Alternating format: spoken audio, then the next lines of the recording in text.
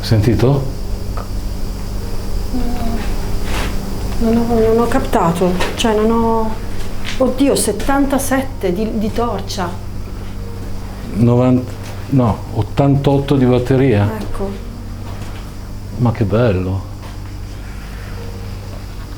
Il solario. Oddio, questo è horror. Cioè? La casa delle bambole. Oh caspita. Oh mamma, e quel cappotto lì? Oddio. C'è qualcuno?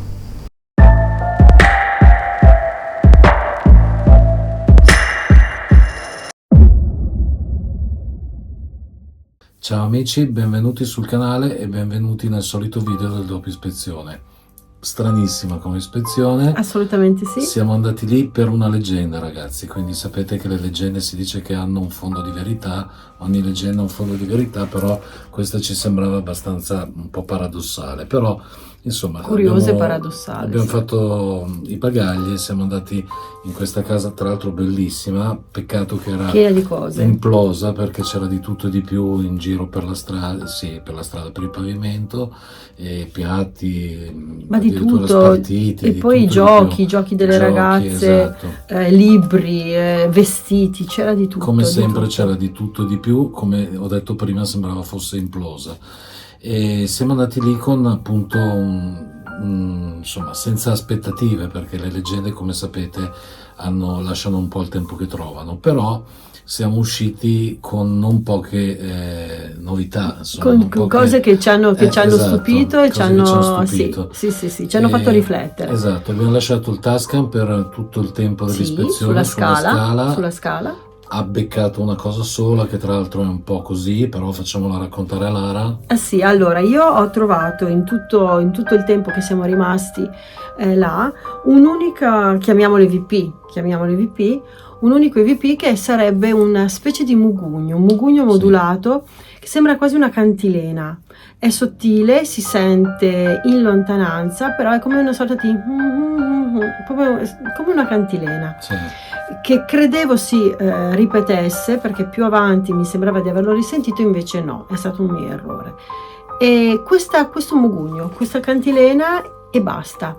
Sì. Che sia magari il rumore di qualcosa in sottofondo piuttosto che qualcosa che viene dalla natura, può anche essere, Forse persone però... nei paraggi non lo darei come cosa attendibile, perché la casa era veramente immersa nel bosco. Sì, era immersa nel bosco, e anche se c'era una strada vicina, però se anche passava qualcuno che cantava, era di difficile da captare. Sì. E la cosa però incredibile, ragazzi, è stata la termica, che è stata l'assoluta protagonista della giornata. Sì, quella sagoma strana. La sagoma che adesso poi ha finito le nostre parole, metteremo in onda, è stata incredibile. Vi assicuro che una volta, cioè quando ero lì, l'ho vista in un altro modo. Qui sembra quasi un pochino più dilatata, ma nel momento in cui ho scattato la foto con la termica sembrava più longilinea.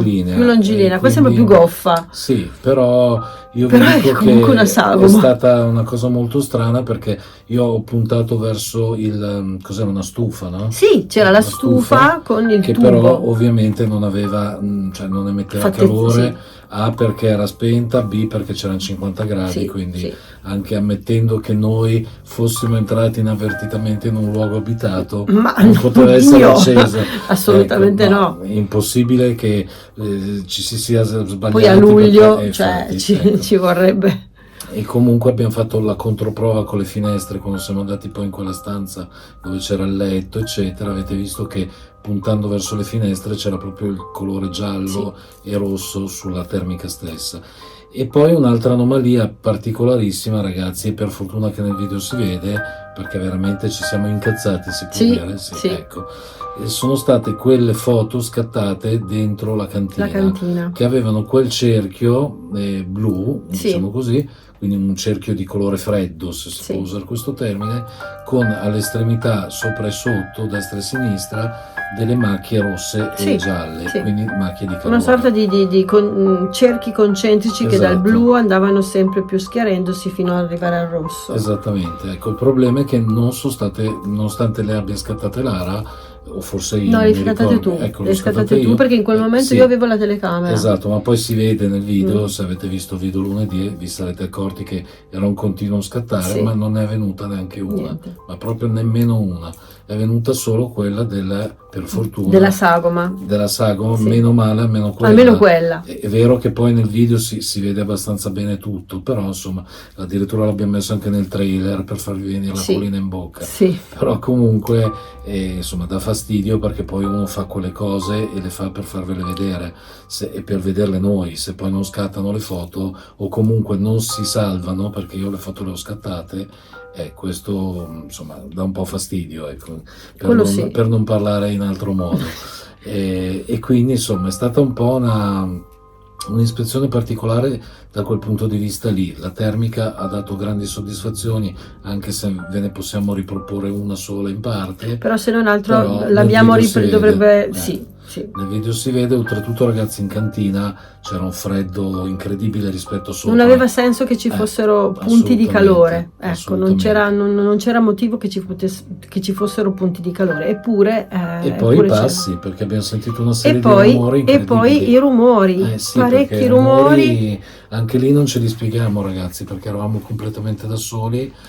Tant'è che scusate, tant'è che Lara a un certo punto ha detto vai a vedere se c'è gente fuori. Sì, e abbiamo chiesto se c'era qualcuno. Esatto. Poteva essere entrato qualche altra persona, ci mancherebbe, ma non si è palesato nessuno innanzitutto, e poi non abbiamo visto nessuno. No, ma poi anche a pensare che potesse essere stato un animale nei paraggi, ma noi l'abbiamo sentito dentro il rumore, sembrava quasi sulle scale. Sì. Però non c'era assolutamente nessuno, per cui insomma è stata veramente un po', non al cardiopalma, però insomma lì ci siamo spaventati. Lì ci siamo spaventati, assolutamente sì.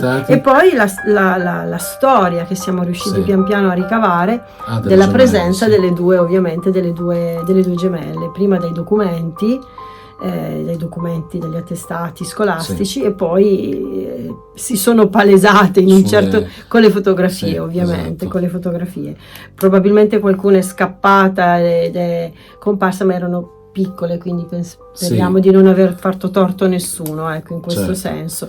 Però ecco sì, la presenza di queste due bambine che si vedevano anche negli oggetti, i libri di scuola, i peluche, le camere da letto, i giochi, su in soffitta la casa delle bambole. La casa delle bambole, che se fossimo andati di notte e puntavamo una torcella ci veniva un infarto, perché sembrava, ultimamente poi abbiamo visto un video delle case delle bambole che si animano, si accendono le luci nelle finestre. Sì, insomma, non era il caso. E poi i due cappotti, quel cappotto appeso rosso e l'altro blu, buttato sopra la casetta, quindi era chiaro che ci fossero due bambine e gemelle, quello per forza. Che c'è stato un gran vissuto, perché poi a parte le bambine, ma c'erano un sacco di cose, spartiti musicali, esatto, quindi persone che hanno, o anche le bimbe stesse che hanno studiato, c'era un dizionario di latino, quindi molto probabilmente hanno fatto il liceo e hanno studiato riviste di cucito, di cucina, e